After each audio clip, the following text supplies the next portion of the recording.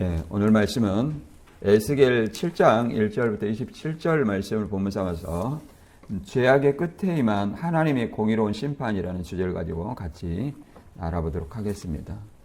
에스겔 7장은 이제 끝까지 이른 죄악으로 에스겔의 본문은 말 그대로 우리가 잘 알다시피 2차 바벨론 침공 때 이제 바벨론으로 이제 제사장들이 끌려갈 때 이제 같이 에스겔이 끌려갔습니다. 제사장이자 선지자죠.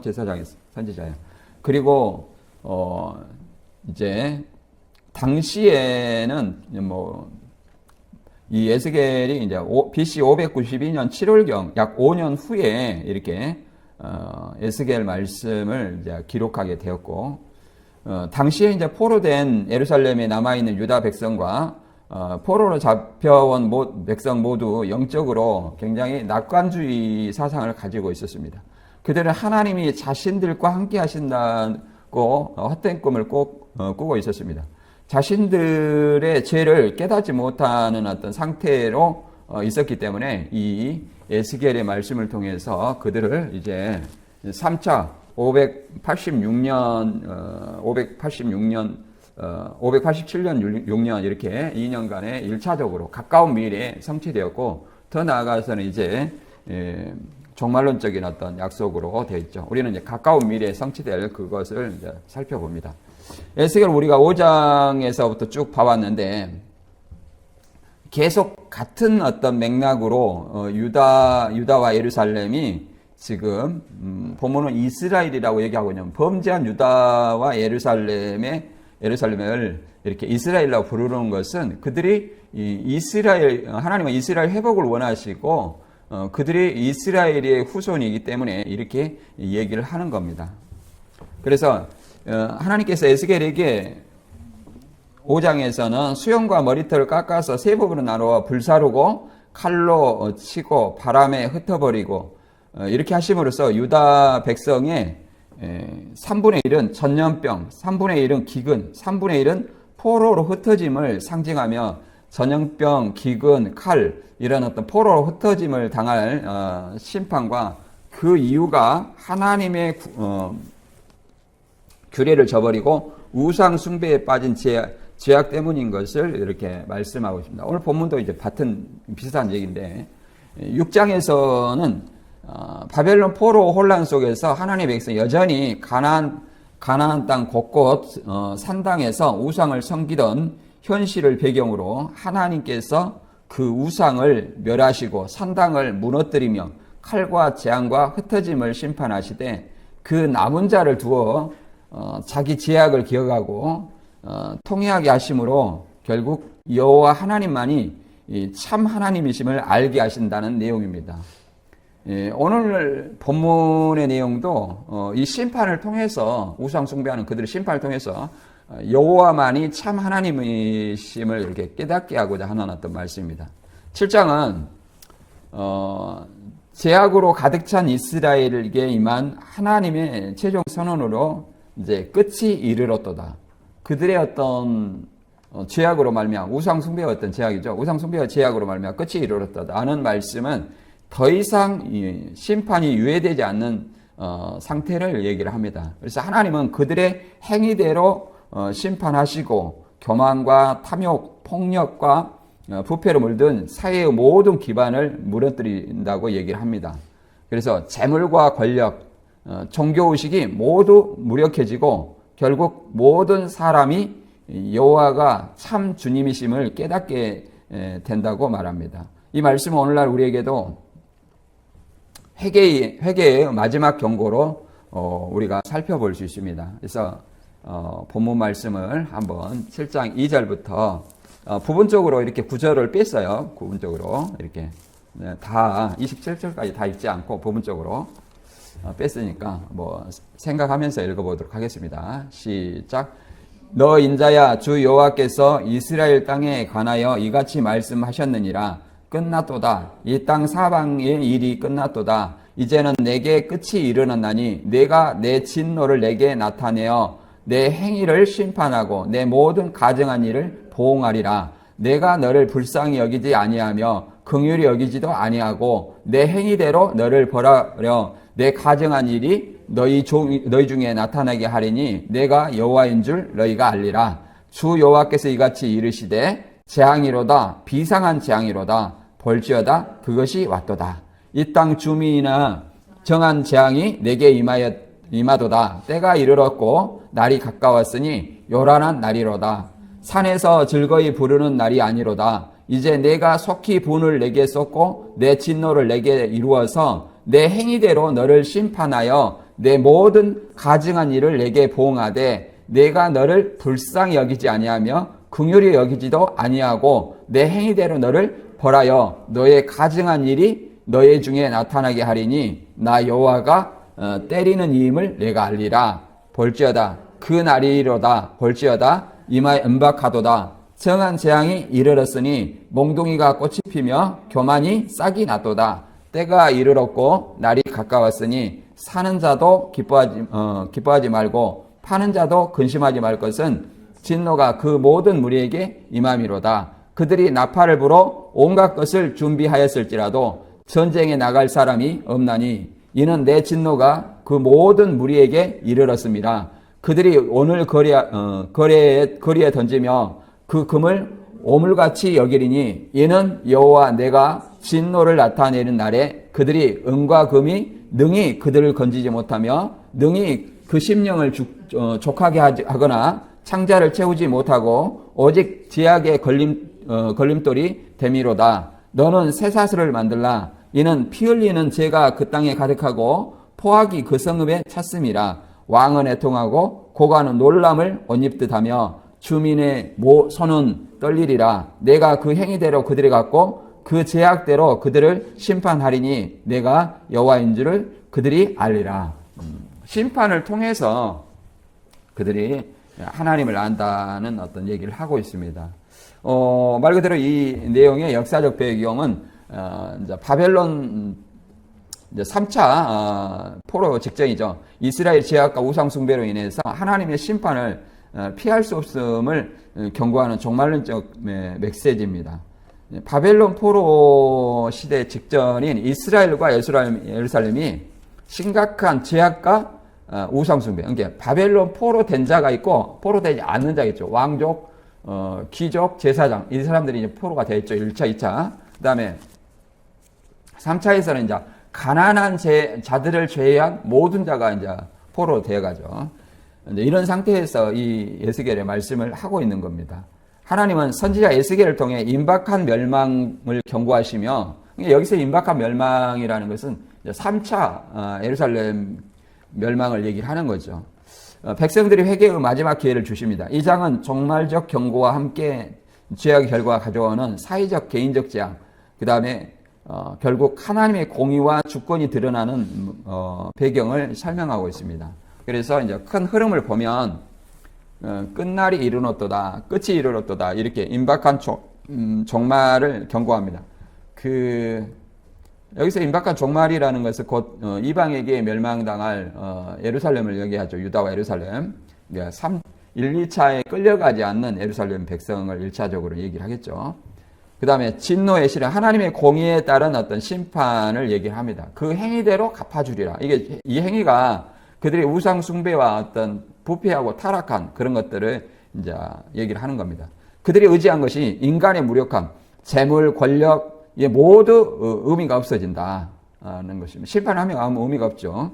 이제 사회적으로 파멸, 제약과 포악으로 인한 공동체의 붕괴를 얘기하고 결론적으로 모든 사람이 여호와가 참 하나님을 깨닫게 된다. 이 심판을 통해서 참 하나님을 알게 된다는 어떤 내용입니다.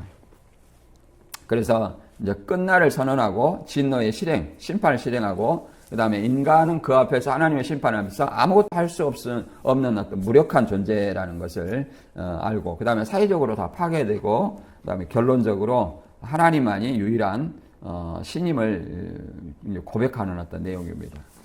7장 2절부터 이제 알아보도록 하겠습니다. 7장 2절부터 4절까지 같이 읽어보면 너 인자야 주 여호와께서 이스라엘 땅에 관하여 이같이 말씀하셨느니라. 끝났도다. 이 땅 사방의 일이 끝났도다. 이제는 내가 끝이 이르렀나니 내가 내 진노를 내게 나타내어 내 행위를 심판하고 내 모든 가증한 일을 보응하리라. 내가 너를 불쌍히 여기지 아니하고 긍휼히 여기지도 아니하고 내 행위대로 너를 바라여 내 가증한 일이 너희 중에 나타내게 하리니 내가 여호와인 줄을 알리라.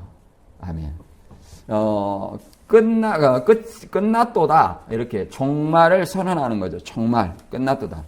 이제 이스라엘의 우상 숭배와 불의로 인해서 이 끝날의 어떤 심판을 예고하는 것은 이스라엘 우상 숭배와 불의로 하나님 오래 참고 회개하기로 바라고 원했지만 그들이 회개하지 않았다. 그래서 이제 더 이상 심판에 회개할 기회를 주시지 않고 심판하겠다고 선포하시는 것입니다. 우리가 에스겔서에도 나와 있지만 지난 어떤 시대를 하나님을 섬기면서 쭉 가장 문제됐던 것이 우상 숭배입니다. 뭐 계시록까지도 마찬가지로 우상 숭배입니다. 그래서 우리가 출애굽기 32장 9절에 보면 9절 10절에 보면 아론의 금송아지 우상 사건을 우리가 너무나 잘 알고 있습니다. 모세가 이제 십계명을 얻기 위해서 시내산에 40일 동안 올라가 있어서 백성은 그 40일을 기다리지 못해서 아론을 부추겨 가지고 금송아지 우상을 만들었습니다. 이 금송아지가 애굽의 신이라고 얘기를 합니다. 애굽의 신. 그래서 금송아지 우상을 자기의 어떤 근거리를 빼서 녹여서 만들었다고 얘기를 합니다. 그것을 하나님께서는 32장 9절에 이렇게 모세에게 이릅니다. 내가 이 백성을 보니 목이 뻣뻣한 백성이로다. 그런즉 내가 하는 대로 두라. 내가 그들에게 진노하여 그들을 진멸하고 너를 큰 나무가 되게 하리라. 이렇게 완전히 이 백성을 모세만 놔두고 전부 쓸어버릴 것처럼 얘기했죠. 그래서 이제 모세가 중보기도를 통해서 그 우상 숭배한 그들만 어떤 하루에 3,000명을 도르겠다고 얘기를 하죠. 물론 현재 그 사우디아라비아 그 유적도 우리가 본 바 있습니다. 그리고 말 그대로 이 민수기에서도 마찬가지로 이 하나님의 어떤 기적을 그잖아요. 광야에서 많은 어떤 기적, 출애굽에서 광야 생활 하는데 일을 써서 하나님의 많은 어떤 기적과 이적을 보고도 하나님을 시험하고 원망해서 그들이 결국은 가나안 땅에 들어가지 못했다고 얘기를 합니다. 민수기 14장 22절에 이들 중 한 사람도 그 땅에 들어가지 못할 것이다. 그들은 내 영광을 보고 또 이집트와 광야에서 행한 기적들을 보고서도 나를 몇 번이나 시험하고 나에게 순종하지 않았다. 그러므로 그들은 내가 그들의 조상들에게 약속한 땅을 절대로 보지 못할 것이며 나를 멸시한 자도 그 땅을 보지 못할 것이다. 이렇게 얘기를 합니다. 곧 가나안 땅에 들어가지 못한 이들의 어떤 범죄는 10족장이 가나안 정탐을 해서 하나님을 원망한 1세대입니다. 1세대. 오직 1세대 중에 여호수아 갈렙만이 하나님의 말씀을 순종해서 들어간 거죠. 그래서 이 1세대를 향해서 이렇게 얘기를 하는 겁니다. 1세대를. 그래서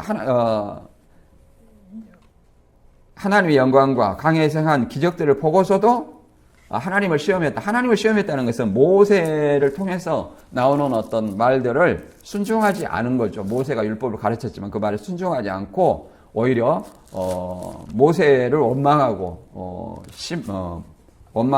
시험하고 그랬죠. 그래서 모세 시편에서는 모세에게 어리 뻗쳐서 모세가 무리바 반석에서 망령되 일컬었다. 심지어는 이렇게 말합니다. 지금 많이 줄었습니다만 모세가 가나안 땅에 들어가지 못한 이유가 뭐냐 이렇게 말하면 지금도 성경을 제대로 안 읽은 사람은 이렇게 해요. 반석을 한 번 때려야 되는데 2번 때려가지고 못 들어갔다. 이렇게 얘기하는데 분명히 민수기나 출애굽기나 여기에 보면 하나님의 거룩함을 나타나지 아니한 영광으로 가나안 땅에 못 들어갔다. 이제 그들이 어떤 하나님의 영광을 드러내지 않느냐, 거룩함을 드러내지 아니했냐면 물을 줄 때에 우리가 너희를 위해서 물을 내라 이렇게 얘기했습니다. 하나님의 영광을 드러내지 아니하고 우리가 너희를 위해서 물을 내랴. 곧 모세와 아론이 물을 주는 것처럼, 물은 누가 주는 거예요? 하나님이 주는 거예요. 하나님이 주는 것인데도 불구하고 모세와 아론이 마치 주는 것처럼 하나님의 거룩함을 드러내지 아니한 거로 들어가지 못했습니다. 그래서 모세는 가나안 땅에 들어가고자 계속해서 하나님께 간구했습니다. 그랬을 때 하나님은 신명기 보면 그만해도 족하니 이 일로 다시 내게 구하지 말라. 그 말은 얼마나 많은 어떤 가나안 땅을 소망하고 40년을 달려왔잖아요, 광야를. 그랬는데 마지막 목전에서 하나님의 거룩함을 드러내지 아니한 거로 가나안 땅에 들어가지 못했으니 모세의 심정도 어떠했겠습니까? 그래서 결국은 계속 기도했지만 그만해도 족하니 이 일로 다시 내게 구하지 말라. 너는 비스가산 꼭대기에서 가나안 땅을 바라보고 이 땅에 잠들라. 이렇게 얘기를 합니다. 이렇게 하나님의 영광을 드러내지 못하고 결국은 가나안 땅에 들어가지 못했습니다. 그리고 1세대들도 2세를 걱정을 하면서 1세대들이 가나안을 정복하지 못하겠다 하는 거예요. 그래서 너희가 걱정한 2세대는 가나안 땅에 들어가고 하나님을 원망하고 시험한 그 1세대만이 가나안 땅에 들어가지 못했죠. 창세기에도 마찬가지입니다. 사람을 이렇게 지어서 많이 번성했는데 이들이 모든 생각이 악하다는 거예요. 악해졌어요. 그것을 악해졌다는 것은 사단이 그들에게 영향을 미쳤다는 거죠. 창세기 6장에 보면 하나님의 아들들이 사람의 딸들과 결혼해서 이제 잡종이 태어났는데 그게 거인이죠. 하나님의 아들들은 범죄한 천사들입니다. 범죄한 천사들과 인간 사이에 태어난 어떤 자손이 뭐예요? 레피림이고 그것이 거인이라고 얘기합니다. 가나안 땅을 이렇게 12족장이 탐방할 때 그들을 보면서 뭐라고 했습니까? 네피림 후손 거인이 있다 이렇게 얘기를 했지 않습니까? 네피림 후손 거인이 있다 이렇게 원망할 정도로. 그래서 이미 그 범죄한 천사들로 인해서 인간에게 악이 뿌려졌던 거예요. 물론 아담과 하와에도 마찬가지죠. 그래서 사람이 그러잖아요. 6장 5절에 보면 사람의 죄악이 땅에 가득한 것과 그 마음과 생각이 항상 악한 것을 보시고 땅에 사람 만드는 것을 후회가 되어 탄식하시며 이렇게 말씀하시죠. 내가 창조한 사람을 지상에서 쓸어버리겠다. 그래서 노아와 그 가족들만 남기고 어떻게 됐어요? 전부 멸망을 시켰다는 겁니다. 이것이 재림 때도 이와 같이 예수님이 재림하는 날에 노아 때와 같다는 것은 말 그대로 깨닫는 사람이 다 멸망당하기까지 깨닫는 사람이 없다는 거예요. 그러니까 갈수록 예수를 믿는 사람들이 적어지고 또 미혹자와 이렇게 세상의 물질 만능주의 세계에서 하나님보다 재물을 섬기는 이 음행의 이 탐욕과 음행이 더 판친다는 것을 우리가 알 수 있습니다. 그랬을 때 이제 하나님께서 오시면 그 행한 대로 갚으시겠죠. 행한 대로 갚으십니다. 그래서 로마서 2장 5절에도 마찬가지입니다. 행한 대로 갚는다는 내용이 이런 사람은 고집이 세고 회개하지 않기 때문에 하나님이 정의의 심판날에 받을 형벌을 스스로 쌓고 있는 것이다. 하나님 모든 사람에게 그 행위대로 갚아줄 것이다. 그러니까 어떤 사람이요 고집이 세고 회개하지 않기 때문에 정의의 심판날에 받을 형벌을 스스로 쌓고 있다. 그러니까 형벌이 뭐예요? 내가 계시록에 보면 두 가지 책이 있죠. 생명책하고 행위책이 있어요. 행위책. 행위라는 것은 죄악을 쌓는 어떤 그 모든 행위들이 기록된 책을 얘기합니다. 그 형벌이 그렇게 갚아진다고 계시록 20장 12절에도 얘기를 하고 있습니다. 이와 같이 하나님은 우리에게 회개할 기회를 무한히 주시진 않아요. 그래서 반드시 정한 때에 하나님은 공의와 공도로 우리 인간을 심판하신다는 것을 우리가 이해를 해야 됩니다. 이제 7장 5절부터 10절까지 임박한 재앙과 이제 교만에 대해서 하나님께서 얘기하십니다. 한번 7장 5절 이하 읽어보겠습니다. 주 여호와께서 이같이 이르시되 재앙이로다 비상한 재앙이로다 볼지어다 그것이 왔도다. 이 땅 주민아 정한 재앙이 내게 임하도다. 때가 이르렀고 날이 가까웠으니 요란한 날이요 산에서 즐거이 부르던 날이 아니로다. 이제 내가 속히 분을 내게 쏟고 내 진노를 내게 이루어 내 행위대로 너를 심판하여 내 모든 가증한 일로 내게 보응하되 내가 너를 불쌍히 여기지 아니하며 긍휼히 여기지도 아니하고 내 행위대로 너를 벌하여 너의 가증한 일이 너희 중에 나타내게 하리니 나 여호와가 때리는 이임을 내가 알리라. 볼지어다 그 날이로다. 볼지어다 임박하도다. 정한 재앙이 이르렀으니 몽둥이가 꽃이 피고 교만이 싹이 났도다. 몽둥이라는 것은 어떤 심판을 얘기하고 교만이라는 것은 뭐 이것도 심판받을 얘기죠. 교만으로서 이제 몽둥이가 꽃이 피었다는 것은 이제 심판할 때가 됐다는 것이고, 교만이 싹이 났도다. 교만이 이제 드러났다는 거죠. 교만이 드러났다.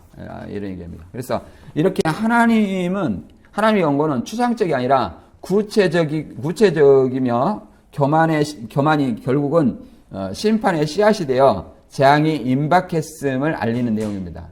비상한 재앙이로다. 그죠? 내 모든 가증한 일을 인하여 보응하되. 가증한 일이 뭐예요? 우상 숭배하는 어떤 그런 일들을 얘기하는 거죠. 그래서 죄악을 쌓는 어떤 이런 행위들을 얘기하는 겁니다. 그리고 여호와가 때리는 이임을, 심판하는 이임을 내가 알리라. 이렇게 얘기를 하는 거. 하나님이 가증한 일로 인해서 심판을 하면 하나님은 죄에 상응하는 심판을 반드시 하신다는 사실을 알게 된다. 이렇게 얘기를 합니다.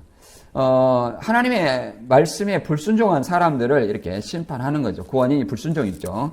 사무엘상 15장 22절에도 이제 사울에 대해서 얘기를 합니다. 여호와께서 그 번제와 그 밖에 제사를 드리는 것을 순종하는 것보다 더 좋아하시겠소?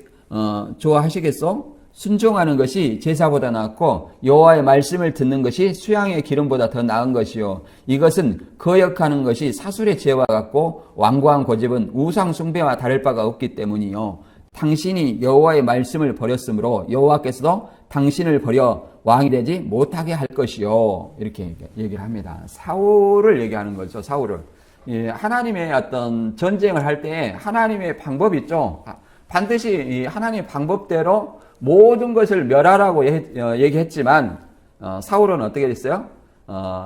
좋은 것을 따로 보관을 해서 하나님 앞에 제사를 드린다 얘기를 하는 거죠. 그럼 하나님이 좋아할 줄 알고. 그러나 하나님은 번제와 그 밖에 제사 드리는 것보다 순종하는 것보다 더 좋은 것이 있겠느냐. 순종하는 것이 제사보다 낫고 여호와의 말씀을 듣는 것이 이 수양의 기름보다 더 나은 것이다. 우리는 이런 말씀을 우리 신앙인들은 많이 사용을 하죠. 아무튼 하나님의 말씀을 순종하려고 해도 내가 하나님의 말씀을 알지 못하면 어떻게 됩니까? 마태 7장 21절의 말씀처럼 주여 주여 하는 자마다 다 천국에 들어갈 것이 아니다 얘기를 하죠. 그래서 그날에 예수님 오시는 그날에 많은 사람이 이르러 우리가 주의 이름으로 선지자 노릇을 했고 주의 이름으로 귀신도 쫓아놓고 주의 이름으로 많은 권능도 행했습니다. 이렇게 예수님 앞에서 상 받을 것처럼 열심히 노력했다고 자랑하지만 예수님은 분명하게 선포를 합니다. 불법을 행하는 자다. 내게서 떠나가라. 그러면 죽으라고 예수님은 열심히 믿었지만 나중에 무슨 자가 돼요? 불법자가 될 수도 있다. 그래서 순종도 아버지의 말씀을 하나님의 말씀을 올바로 이해하지 못하면 순종할 수 없고 잘못 알면 그것도 불순종이죠. 미혹된 곳에서 인생을 낭비하는 것, 그런 것도 불순종이 될 수 있습니다. 골로새서 3장 5절은 그런 것만이 아니라 우상 숭배를 또 어떻게 정의하고 있냐면 여기 가정한 일이 우상 숭배죠. 여러분은 신약시대 여러분은 땅에 있는 육체의 욕망을 죽이십시오. 음란과 더러운 짓과 정욕과 악한 욕망과 지나친 욕심은 버려야 합니다.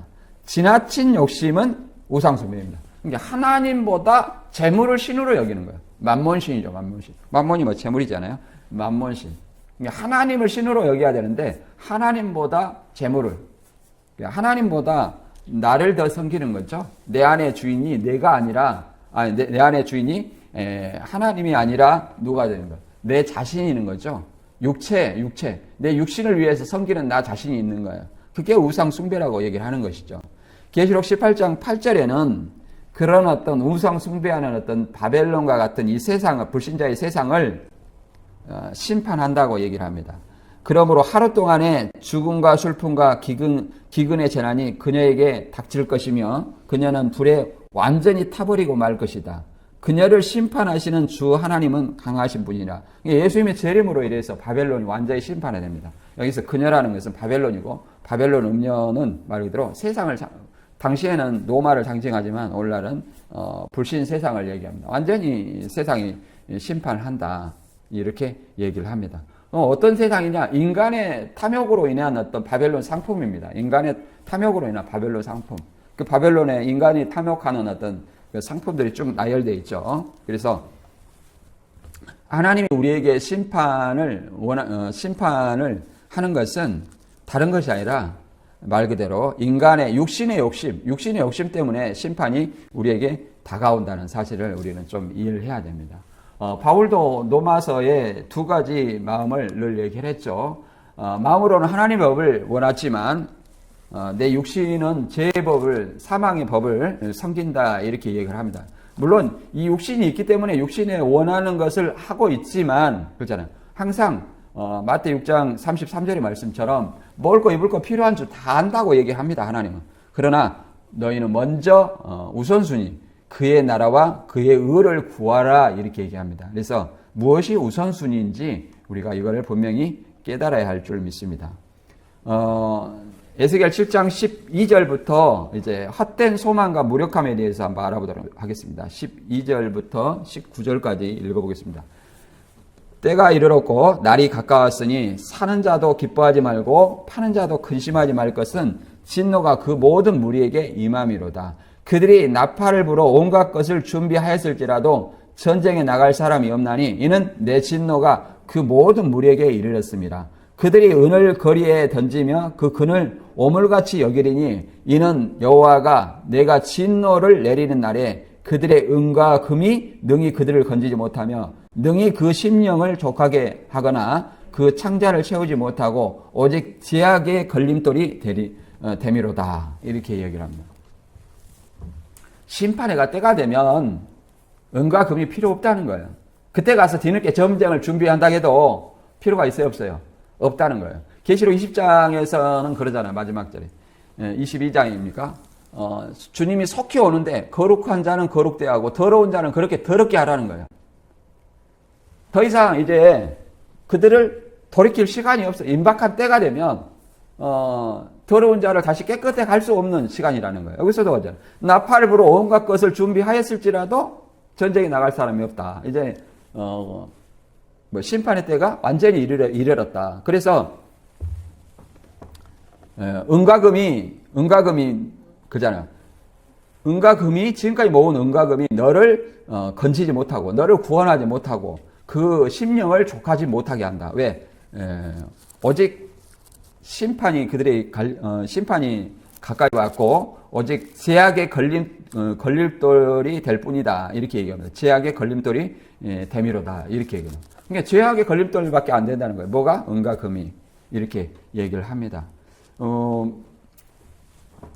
스바냐 1장 18절에도 이렇게 이야기합니다. 하나님의 분노의 날에 그들이 은과 금이 그들을 구하지 못할 것이며 여호와의 질투의 불에 온 땅이 소멸될 것이다. 이것이 여호와께서 이 땅의 모든 자를 순식간에 없애버릴 것이기 때문이다. 이렇게 얘기합니다. 말 그대로 이 땅에 있는 은과 금이 하나님의 심판 때는 아무 필요 없다는 겁니다. 사실은 정주영이나 삼성 이병철이나 돈이 많았지만 다 들고 갔습니까? 안 들고 갔습니다. 물론 인간이기 때문에 후손에게 남겨준다는 이런 어떤 얘기를 하고 있지만 그 돈이 자기를 능히 구원하지 못한다. 이 돈이라는 것은, 재물이라는 것은 우리 생활하는데 필요할 뿐이지 그것이 넘쳐난다고 해서 내가 그걸 다 쓰지 못해요. 그렇잖아요. 돈 많은 사람이 하루 4끼 먹고 5끼 먹습니까? 똑같이 2끼, 3끼 먹고 다 삽니다. 그것은 약간의 불편함을 덜어줄 뿐이고 약간 불편할 뿐이고 이런 어떤 정도의 차이라는 것을 우리가 알아야 돼요. 그래서 예수님께서는 마태 6장에 뭐라고 말합니까? 너희 보물을 땅에 쌓아두지 말고 보물을 어디에 쌓아두라? 하늘에 쌓아두라. 그 말을 얘기를 합니다. 그러니까 우리가 진정 가치 있게 여겨야 될 것이 이 땅에 있는 것이 아니라 어디에 있다? 하늘에 있다는 것을 알아야 됩니다. 누가복음 16장에서도 이제 부자와 나사로의 비유가 우리가 잘 알고 있습니다. 부자와 거지 나사로의 비유. 이 생에서 어떻게 믿었는가에 따라서 달라진다. 뭐가 달라져? 내세가 달라진다. 이 생에서 부자는 날마다 호화롭게 연락하고 살았다는 거예요. 여기서 부자라는 것은 문자적인 부자도 되지만 하나님을 믿지 않았다는 거죠. 믿지 않았다. 그래서 부자는 화롭게 연락하며 살지만 거지 나사로는 주인의 상에서 부스러져 떨어지는 어떤 대문에 앉아서 그러잖아요. 개들과 같이 먹고 살았다는 거예요. 그래서 거지 나사로는 그러잖아요.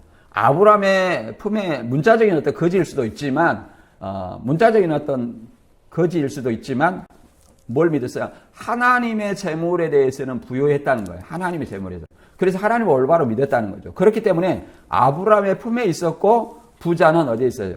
불꽃 가운데서 고민하고 있었다고 얘기를 합니다. 그 부자는 뭐예요?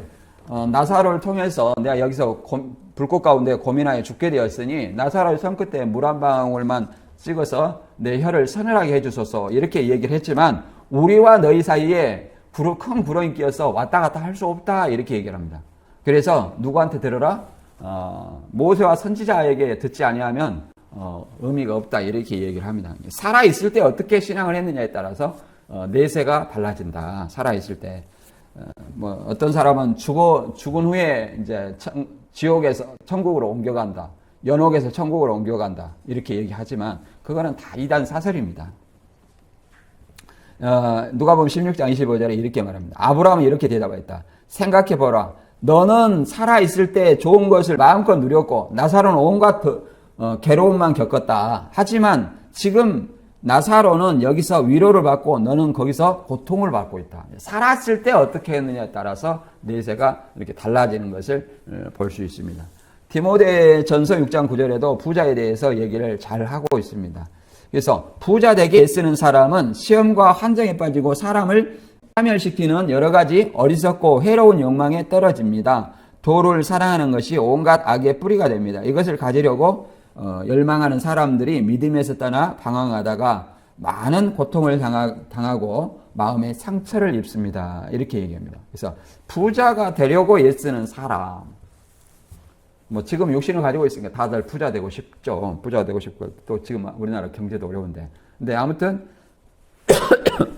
돈보다도 먼저 우선순위죠. 돈도 필요하지만 우선순위가 뭐다? 하나님의 나라와 하나님의 의다. 우리가 이렇게 얘기합니다. 그래서 지나친 욕심은 또 패가망신이에요. 그래서 지금 현재 누구는 캄보디아에 우리나라 한국 사람들이 일확천금을 꿈꾸고 한 달에 월급 1,000만 원이라 하니까 못 사는 나라에서 한 달에 1,000만 원 벌려고 어떻게 돼요? 인신매매나 이렇게 불법적인 것들을 할 수밖에 없는 거예요. 그래갖고 330만 원이라 하더니 계속 불어나더라니까. 현재 있던 사람이 약 10,000명이라고 또 얘기하더라니까요. 현재 탐정하던 사람이 그렇게 얘기합니다. 그만큼 드러난 사람만 이렇게 330명 얘기하는데 보이지 않게 출국해가지고 거기 우리나라 사람이 그렇게 많이 10,000명 정도가 가 있다고 얘기를 합니다. 얼마나 그 사람이 돈의 유혹에 쉽게 넘어가는지. 그리고 다단계에 빠지는 것도 뭐예요? 대부분 30% 이상 수익을 준다. 그 다음 몇 명을 모이면 몇 명을 모아서 어떤 단계에 올라가면 너도 날마다 돈을 긁어모을 수 있다. 좋은 얘기입니다. 좋은 얘기인데 그것이 되지 않아요. 신천지도 마찬가지죠. 신천지에 저렇게 올인하는 것은 육체 형성도 시켜주고 떼돈을 벌게 해주겠다. 그게 먼 미래가 아니라 곧 이루어진다. 어떻게 보면 다단계의 그 미혹과 비슷하네요. 다단계 미혹과. 1,000년 동안 떼돈을 옮겨준다는 거 80억 인구가 우리는 전 세계 인구가 80억 정도 된다고 얘기합니다. 그러면 그 인구가 14만 4천, 신천지 14만 4천에게 떼돈을 갖다가 받쳐주면, 그렇잖아요. 거기에 14만 4천만 들어가면 이제 돈을 버는 거예요. 그러니까 너무나 그것이 7개월, 8개월 공부를 하고 세뇌된 사람은 그것이 너무나 메리트로 다가오는 것이죠. 그것이 다 헛된 것이라는 거예요. 누가복음 12장에 어리석은 부자의 비유에서 그러잖아요. 내가 여러 해 쓸 것을 창고를 많이 지어서 보관하고 쉬고 이제 쉬고 안식을 누리라 이렇게 얘기하지만 하나님께서는 그러잖아요. 어리석은 자여 내 영혼을 오늘 밤에 취하면 하나님께 취하면 지금까지 예비한 것이 누구엇이 되겠느냐 이렇게 얘기를 합니다. 그래서 무엇보다도 하나님의 재물에 대해서 우리가 우선해야지. 이 땅의 것에 우선해야 돼. 우선을 하다가는 결국은 그날에 심판받기 딱 좋은 것이다. 이렇게 우리가 이해를 해볼 수 있습니다. 지나간 시절에도 아간이 그러잖아요. 재물을 탐해서 어떻게 됐습니까? 완전히 심판받았습니다. 아간이라는 것은 여호수아 7장에 보면 우리가 구약을 잘 읽어보시면 아시겠지만 전리품에 간 여호와의 명령이 딱 있습니다. 전리품은 어떻게 해라. 이런 명령이 있어요. 그걸 어기고 아간이 이 재물을 취했어요. 그래서 그 가족이 다 죽었잖아요. 이것이 지나간 시대에 역사로만 끝난 것이 아니라 우리에게도 큰 교훈이 되어야 될 줄로 믿습니다. 이제 마지막으로 7장 23절부터 27절까지 이제 성소의 모독과 지도자들의 어떤 심판에 대해서 같이 읽어보고 알아보도록 하겠습니다. 시작. 너는 쇠사슬을 만들라. 이는 피 흘리는 죄가 그 땅에 가득하고 포악이 그 성읍에 찼음이라. 내가 극히 악한 이방인들을 데려와서 그들이 그 집들을 점령하게 하고 강한 자의 교만을 그치게 하리니 그들이 성소가 더럽힘을 당하리라. 패망이 이르리니 그들이 평강을 구하여도 없을 것이다. 이 왕은 애통하고 고관은 놀람을 옷 입듯 하여 주민의 손은 떨리리라. 내가 그 행위대로 그들에게 갚고 그 죄악대로 그들을 심판하리니 내가 여호와인 줄을 그들이 알리라. 심판함으로 하나님은 참되신 이 심판을 하시는 이유를 안다는 거죠. 죄진 자에게 반드시 그 죄에 대한 상응한 심판을 하시는 분임을 깨닫게 된다. 이렇게 얘기합니다. 땅에는 말 그대로 피 흘림과 포악이 가득하고 왕과 고관, 고위직이죠. 백성과 모두가 심판대 앞에 무너짐으로 말미암아 하나님의 주권이 드러나는 어떤 얘기를 합니다. 그래서 에레미야 23장 11절에도 이렇게 얘기를 합니다. 애언자들과 제사장들과 다 더럽혀졌으니 내가 성전에서 그들의 악을 발견하였다. 그러니까 이들이 심판을 받는 것은 이 지도자들부터 악을 행했기 때문에 심판을 받는 것입니다. 다른 사람이 심판을 받는 것이 아니라 하나님의 백성이 심판을 받는다 얘기를 합니다.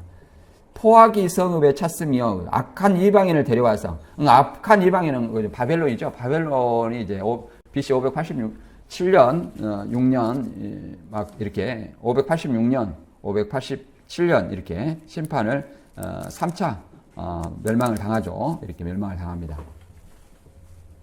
그리고 성소가 더럽힘을 당하리라 이렇게. 여기서 성소는 성소 지성소가 아니라 예루살렘 성전을 얘기를 합니다. 성전. 그래서 패망이 이르리니 그들이 평강을 구하여도 없을 것이다. 완전히 멸망을 당하는 것이죠. 왜? 그들이 죄 때문에 이렇게 얘기합니다. 그래서 왕은 애통하고 고관은 놀람을 옷 입듯 하며 주민의 손은 떨리리라. 그래서 하나님이 그 행위대로 이방을 들어서 심판을 하시는 겁니다. 하나님의 백성에게. 뭐 때문에? 죄악 때문에. 이 베드로전서 4장 17절에도 심판을 어디서 시작하냐면 하나님의 집에서부터 시작한다. 이렇게 얘기를 합니다.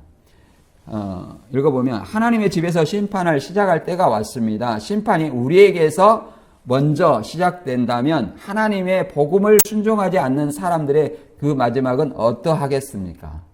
그렇잖아요. 당연히 그들은 심판이 정해져 있다는 거예요.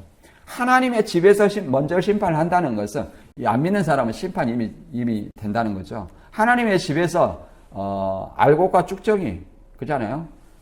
가라지 다 이렇게 의인과 악인 이게 다 공존하는 어떤 이 불완전한 교회, 불완전한 하나님 나라입니다. 불완전한 하나님 나라예요. 그래서 마지막 때 완전히 정결의 의식이죠. 심판으로 정결을 하시는 의식이는 거죠. 알곡과 쭉정이를 가르는 완전히 심판을 하나님의 집에서 심판하시겠다. 이렇게 얘기합니다.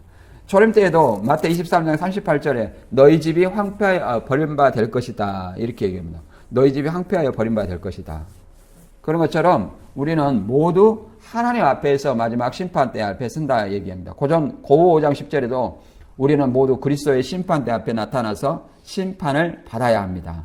각 사람은 육체에 머물러 있는 동안 자기가 행한 일에 따라 선한 일을 한 사람은 상을 받고 악한 일을 한 사람은 벌을 받게 될 것입니다. 이렇게 얘기합니다. 그래서 다 심판을 받는데 선을 행했느냐? 살아있는 동안에. 그러니까 살아있는 동안에 어떤 일을 행했느냐? 그러니까 부자와 거짓 나사로 이 얘기하고 맥락이 다 있죠. 살아있는데 살아있을 때 어떻게 행했느냐? 우리가 죽었을 때는 계시록 6장 9절에 기도밖에 할 것이 없어요. 재림을 기다리는 기도죠. 재림을 기다려. 재림은 어떻게 합니까? 땅에 거하는 자를 심판하라고 얘기하는 것은 땅에 거하는 자를 심판을 누가 합니까? 예수님이 재림으로 하는 거예요. 그걸 계시록 19장에서는 아마겟돈 전쟁으로 표현하고 있죠.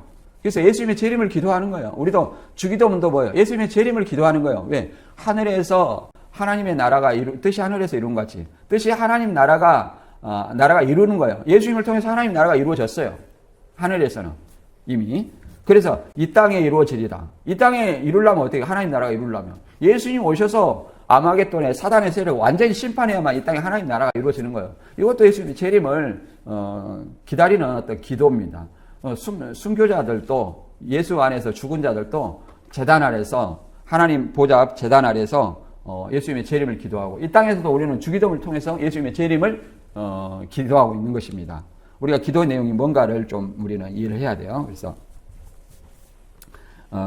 우리가 하나님의 심판은 모든 사람에게 공평하게 있다. 그래서 그 목적이 하나님의 주권을 드러내는 데 있다는 것을 우리가 알아야 됩니다. 결론으로 다시 정리하고 마치도록 하겠습니다. 에스겔 7장은 바벨론 포로 직전, 3차 포로 직전입니다. 이스라엘 제약이 끝에 달해 더 이상 유예 없는 1차, 2차 공격으로도 남아있는 이스라엘 백성이 어떻게 했어요? 회개하지 않는 거예요. 회개하지 않는 거예요. 그래서 더 이상 유예 없는 하나님의 심판이 선포된 배경을 말하고 있습니다. 유대인은 은과 금, 권세와 준비가 무력해지고 모든 계층이 두려움에 빠지며 결국 이 심판을 통해 여호와만이 참 주권자이심을 알게 됩니다. 본문에 선포하는 끝났도다라는 말은 시대를 초월하여 하나님의 공의와 심판의 확실함을 우리에게 깨닫게 합니다. 하나님의 심판은 단순한 형벌이 아니라 그분을 알게 하고 주권을 깨닫게 하려는 사랑의 목적이 있습니다. 이 공의는 십자가에서 완성이 됩니다. 예수님께서 우리에게 죄에 대해 보응을 대신 받으시고 회개하시는 자에게 예수님께서는 은혜와 긍휼의 소망을 열어주십니다. 오늘 우리는 작은 죄도 경계하며 세상의 헛된 가치와 재물에 집착하지 말고 고난의 순간에도 하나님의 회복과 영광을 믿음으로 바라보며 연약한 이들을 섬기는 삶으로 살아야 됩니다. 이러한 실천적 믿음이야말로 심판날에 우리를 새로운 새 예루살렘과 하나님 나라에 인도하는 진정한 소망이 될 수 있습니다. 우리 모두가 우리에게 주신 새 예루살렘의 소망을 가지고 맡은 바 사명을 감당하는 우리가 되길 주님의 이름으로 축원합니다. 아멘.